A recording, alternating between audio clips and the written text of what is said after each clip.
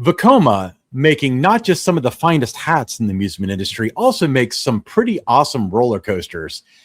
And it's not your grandpa's Vekoma anymore.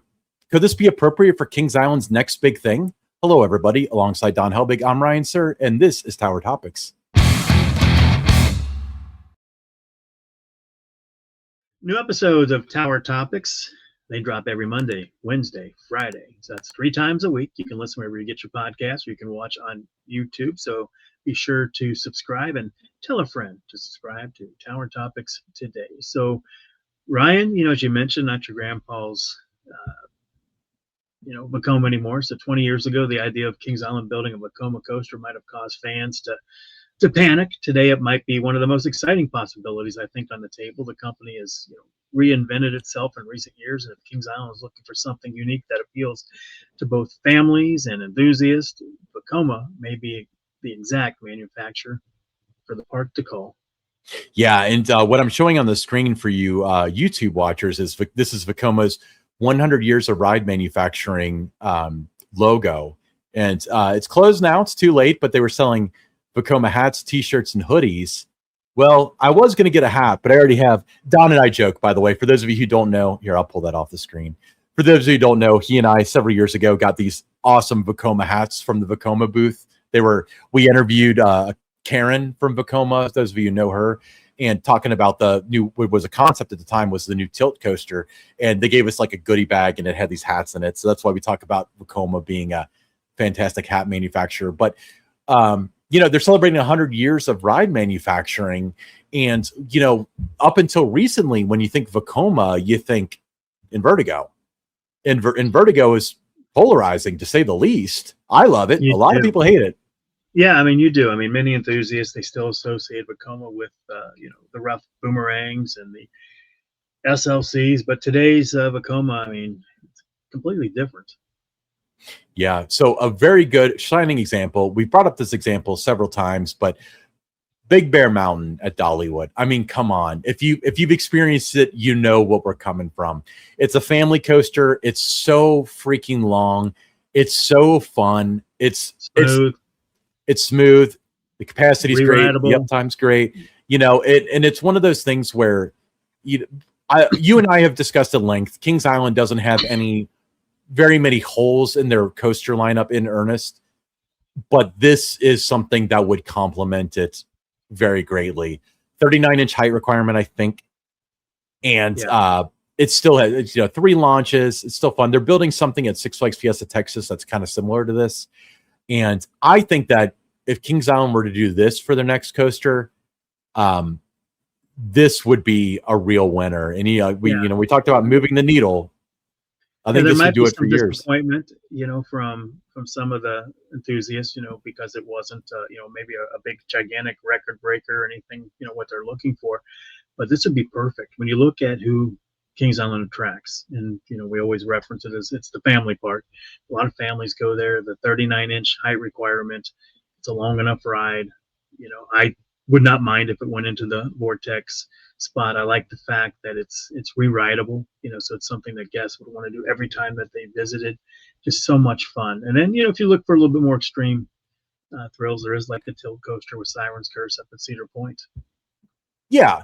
So, and this is a complete opposite direction. This is as thrilling as it gets, really, because I think this is what nightmare fuel for a bunch of people. But we're not talking about like it has to be high thrill. What we're talking about this for is because it's extremely innovative. Now, I know that tilt coasters aren't necessarily something new, and we know that dive coasters have existed for a long time. But this iteration, this is something that's really drawing a lot of attention. It's drawing a lot of ire. And this is something that would definitely be something that would be interesting to, the Kings Island demographic. Now, one of the things I like about Vekoma too, Ryan, is that they specialize in ride types that feel different from anything that's currently at Kings Island with what they're doing today. We're not talking about Invertigo, like you said, but what they're doing today, it's definitely a different kind of feel than anything that Kings Island currently has. So, we're talking about the family launch coasters, the motorbike coasters, the thrill gliders, the modern launch coasters, the next generation thrill coasters. So they can do a lot of things. Oh, most certainly. They're all about the innovation and stuff. Heck, and this is going to be a little bit geeky for some people, but Big Bear Mountain, for example, is not LSM. It's LIM, which is a way old technology from the 90s. Think Flight of Fear and Backlot Stunt Coaster. Nobody else uses that, but they used it simply because it fit their trains better. They didn't want to have to redesign their trains, but they redesigned the whole LIM system, linear induction motors, to be so efficient that it was on par with LSMs. So it just shows you the level of innovation that Vekoma has nowadays. It's such a different company than, SLCs and Rugrats Runaway Reptar and, T2 at Kentucky Kingdom and stuff. But I think it's one of the more exciting companies that are out there in the industry today. I do too. I think it's, one of the biggest industry trends, is attractions that appeal to a wider audience. More guests can do it, so they're moving a little bit away, from some of those record breakers, the giga coasters, and doing more things, like this that appeal to that wider audience. And, that case study that you could talk about would be Big Bear Mountain. But that's a long ride too. I mean, almost 4,000 feet long. It is. And time-wise, you feel like you're on it for a long time. I always felt like the Beast we kind of take for granted riding it all the time, assuming that our listeners do get to ride it all the time. And when you go to Kings Island, when you look at the crowd that's there, what do you see? You're seeing kids, teens, enthusiasts, grandparents. You're seeing all of that there. And that's exactly what a ride like Big Bear Mountain would do. Sure. You'd have to theme it up and stuff. I mean, Big Bear Mountain, part of the charm is the fact that they've got the onboard audio. It's got its own original score to it. They have some little attention to details that I'm not sure other parks would do. For example, when you go under that famous overpass with the waterfall and stuff, you hear the bear, but the audio from the bear doesn't come through the speakers. It comes from outside of the train. So it's like a 3-dimensional sound kind of situation. So I noticed that while riding, and I thought that was really cool. Yeah, I think like a modern Vekoma family launch coaster at Kings Island that can become a multi-generational favorite. Yeah. So motorbike coaster, that's one that they've been toying with for quite a bit. And that's something that we don't really have in this area. I don't know where the closest one is. It might be Six Flags New England's new thing. Is that the one that's getting in the motorbike coaster? But I think it's Intamin, actually. Yeah, so Six Flags New England. I think it's Agawam, Massachusetts. Mm. So a ways to go if you want to ride one. So that park is dead to you if you're a Kings Island fan. And I mean that in terms of there's probably a few hundred people that will visit that park and Kings Island in the next 10 years. But with that being said, it's not like they have it at Cedar Point, Kentucky Kingdom, even Six Flags Over Georgia, Carowinds, any of the parks that are kind of like, within a reasonable driving distance. They don't have that anywhere. I think that could be something super exciting. You can make that very thrilling and family friendly and theme it. There's a lot of wins for that too. So I think that would be a really cool innovation as well. Then moving on to like suspended family coaster. I just rode Flying Fox at Kentucky Kingdom. And that thing packs a punch. That was awesome. It packs a punch. It's fun. The theming and stuff isn't done for it, so I'm not ready to like really have an opinion on that. But as far as the ride experience itself, I actually like it better than Dragonfire. It's more thrilling. It has pops of airtime. It's got positive G's. It's really, really cool. So something like that, maybe even scaled up so it's a little bit more enthusiast friendly, would be pretty fun.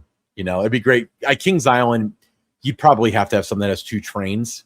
So that would have to be some sort of innovation because I don't think any of those models have 2. Maybe they do. I don't know. Make it a little longer. Yeah, make it a little bit longer. But I think that would be a really cool ride. You'd have to make it you'd probably have to scale it up a little bit more because you have the Snoopy Air Rail or whatever they call it. Well, also Vekoma, by the way, but it's old Vekoma. I think that you'd have to kind of market it as like a high-end family ride rather than like a kiddie ride. So it wouldn't be able to be in like Planet Snoopy, but I think you could do something like that and it could be really, really cool. They got their own like flying coaster too, where you load almost like standing up. And they've got some in Europe where it's like, it turns you sideways and you're like in a show scene. It's like dark ride / coaster. I don't think anything like that would come to Kings Island, but that's just something that Vekoma does nowadays. So it's really, really neat.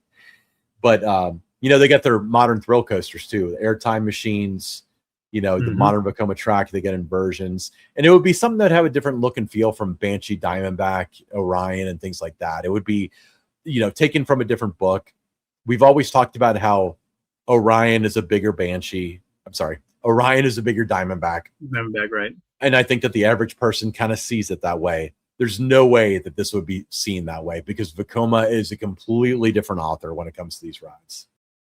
Oh, exactly. And I think also, when you look at Kings Island, they could use another attraction that bridges that gap between Woodstock Express, Adventure Express, Mystic Timbers, Orion, just something that's kind of, a mixture of all of that. So it appeals to a wider audience, but it's still fun. It's thrilling. It's something that you want to do over and over again. If it were me, if I had to just, and I don't really have any ideas for like particular elements, but if I had to place it somewhere in the lineup that I think that would be bridging a gap, I would make it a little bit more extreme than Adventure Express and Mystic Timbers, but I would make it less than Diamondbacks. I wouldn't make it super tall. That's where like a launch coaster might come in, but I wouldn't have inversions or anything like that. I would have it so it's big, it's thrilling, there's airtime, but not necessarily like the world's tallest or the world's fastest or anything like that. I think that like something with like a lot of pops of air, that's just a lot of fun. That's definitely going to have a thrill element for people that have conquered Mystic Timbers. That's probably the spot in the lineup that they need to fill. Okay, well, let's talk about these options that Vekoma could build at Kings Island. So option one, let's think family launch coaster, think Big Bear Mountain on steroids, heavily themed, terrain-based, multiple launches. I think something like that would be pretty exciting for the park. Yeah, I think so too. I think they have to look at the return on investment essentially for what's going in. I don't think COVID screwed stuff up, but honestly, and you don't have to react to this at all, I think that if they had put in Orion and COVID didn't happen in 2020, we would have seen a lot of resumes out there because I feel like the park didn't know what to do with it. And I don't think anybody cared.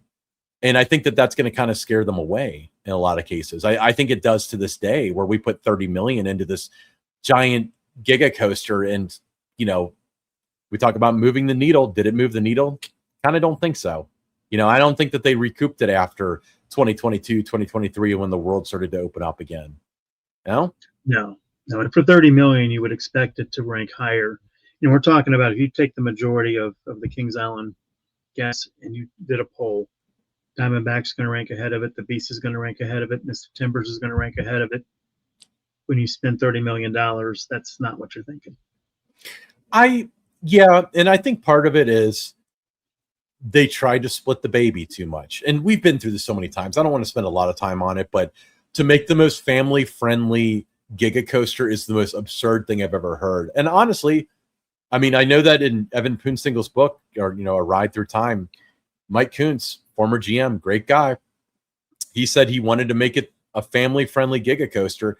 I think that would have made him, if it weren't for COVID, he would have been shown the exit over that. I think that was a terrible idea.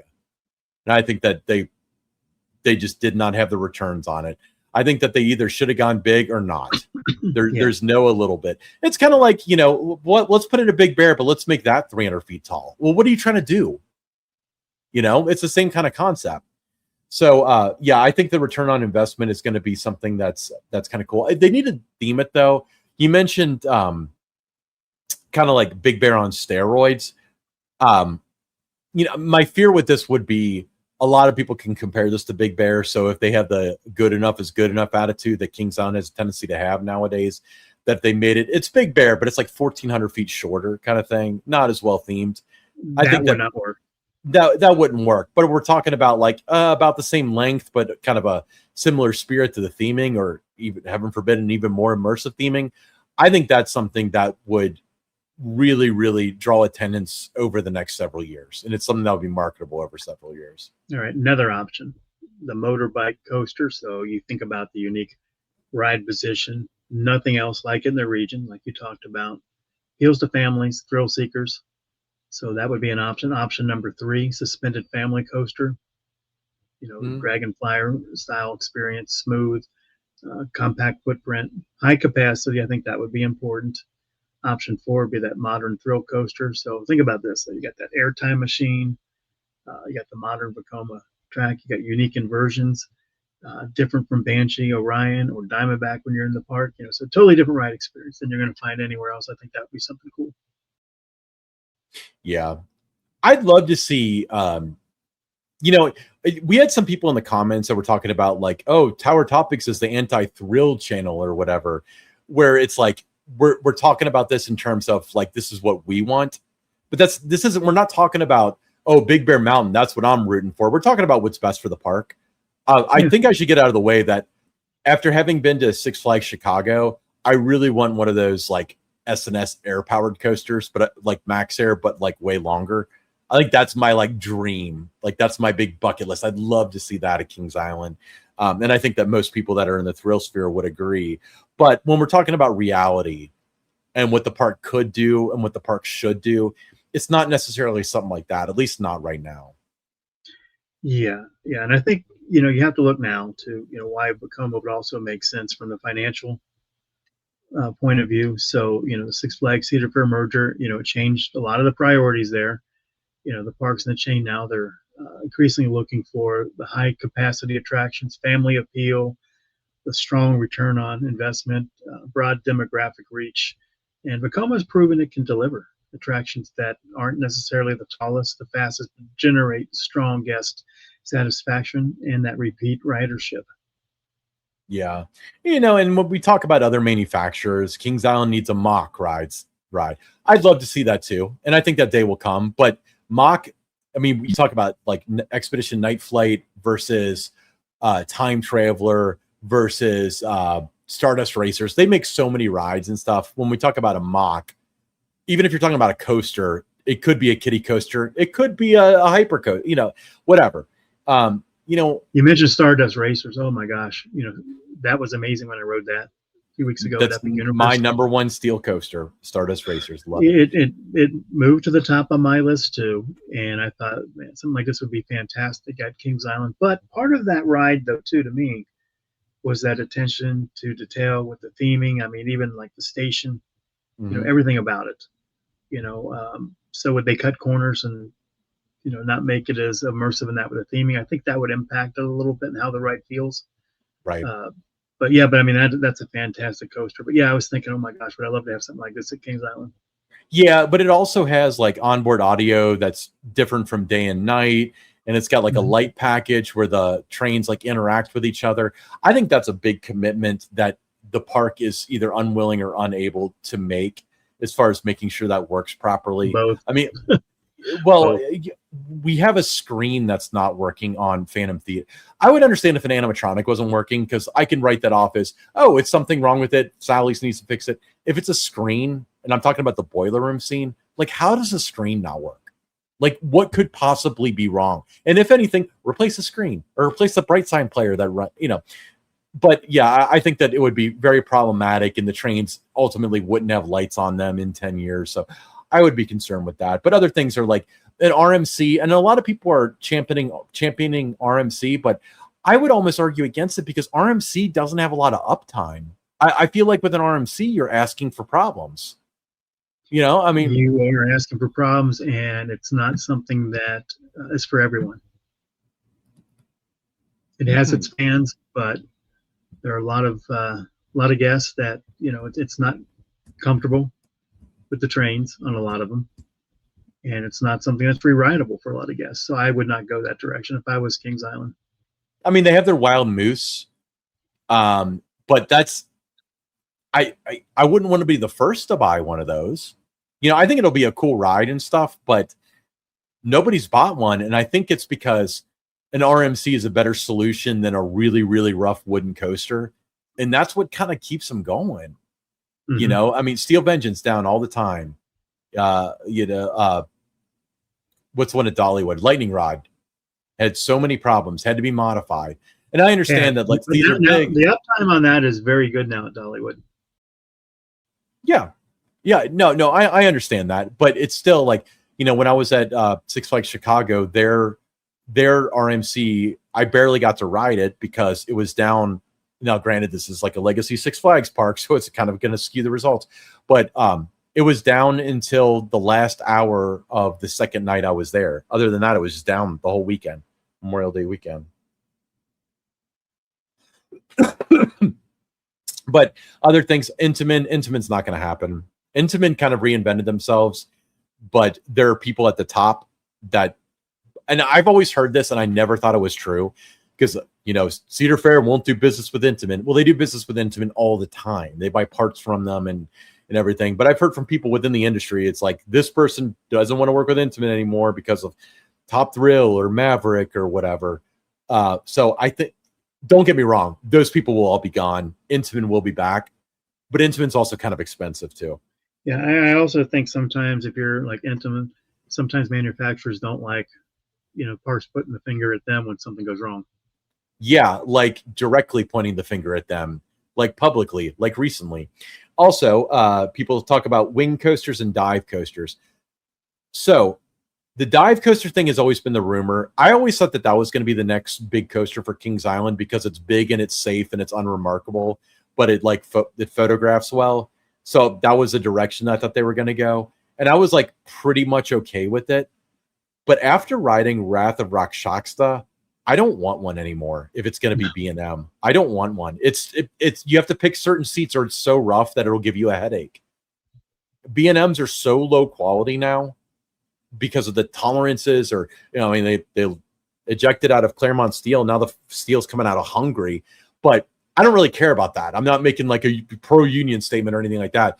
What I'm telling you is I rode a modern dive coaster, and the layout was amazing. The ride was fun, except it bounced so much that it was like torture, and you were looking forward to it being over. And I think that Raptera kind of has a similar vibe to it. Same thing, yeah. There, if you're not sitting near the front, that it's kind of a bumpy ride. Yeah, looks beautiful though. Like I said, photographs well, but it's kind of a bumpy ride. Yeah. So what it comes down to, is it the enthusiast choosing the manufacturer, or is it Kings Island listening to its guests? I think we know what the answer to that is. Yeah. All right, question for our listeners. So if Kings Island announced tomorrow that its next coaster would be built by Vekoma, what type of coaster would you want it to be? Would you want it to be a family launch coaster, a thrill coaster, motorbike coaster, something completely original? Let us know in the comments. Yeah, we'd love to hear what you have to say. All right, let's move on to the YouTube comment of the day, and this is from Co-Creme. I don't know why these are so much smaller today. That's why I'm like squinting, staring at my screen. We are annual pass holders for Disney and love pin trading and gathering a specific collection. Kings Island would need some serious creative marketing to create collections of pins. For example, we are collecting the Bubble Wand collection, which is a set of 8, with 2 or 3 of them being pretty rare to find. At Disney, we also buy pins for our daughter whenever she conquers a big ride. Yeah, I like that. Obviously, that's in response to our pin trading episode. Yeah, I thought, I saw some comments that some guests, or listeners really enjoyed that episode and think that would be a wonderful thing for the park to do. It would definitely increase the revenues, in the merchandise shop if there was that kind of a program. But it's a fun thing, I mean, I'm somebody that, my daughter, she's big in collecting the Disney pins and that. So, I definitely see the benefit of having such a program. Yeah. And I think that we litigated a lot of the possibilities with it in terms of collections and rarity and events and stuff like that. But I think the possibilities are completely endless as far as like, do you want to have a Father's Day pin? Do you want to have a 4th of July pin? I mean, 4th of July, America, $250, only available on the 4th of July. You're not going to have that next year because that's $251. That's not the same thing. I think that there's a lot to be done. Even if they don't get into pin trading, just being more serious about the pins, I think would probably be super beneficial. We know that the trading part takes a little bit of effort, and we're not high on that right now. But I think that, if they were just like, they kind of create the market as far as Kings Island pin collectors go, that they would make a ton of money doing so. But thank you for the You're comment. great. Really appreciate it. Yeah. All right. Don, let's take this moment to give a shout out to our Prestige members. I want to give a big shout out to Miss Mandy, 1983, Lil Mac, 21, Brian Hauser, 330T, Aaron Bort, Jacob Fix, Damon Barnes, Dakota Cole, Eric Grau, Gibson Hills, Dustin Jackson, Songstress Miku, Medic 302, Eastern Coaster, Guys and Girls, Justin Y, Mike Garrett, Galaxy B-Boy, Greggy Rocks, Kayla Lutt, T. Cleveland, Tim Dwelly, Sun Fun, Sarah, Ian Ross, and Connors Lionel Trains. Thank you guys so much for supporting Tower Topics at the highest level. That's the prestige level. If you want to be involved in Tower Topics, there's a link in the description. Members get early access to the videos, exclusive content, exclusive live streams. Some tiers you can get some free stuff. So hit that link if you're interested in supporting Tower Topics in the best way possible, starting at just $2.99 per month. All right. I'm Ryan. That's Don. This is Tower Topics.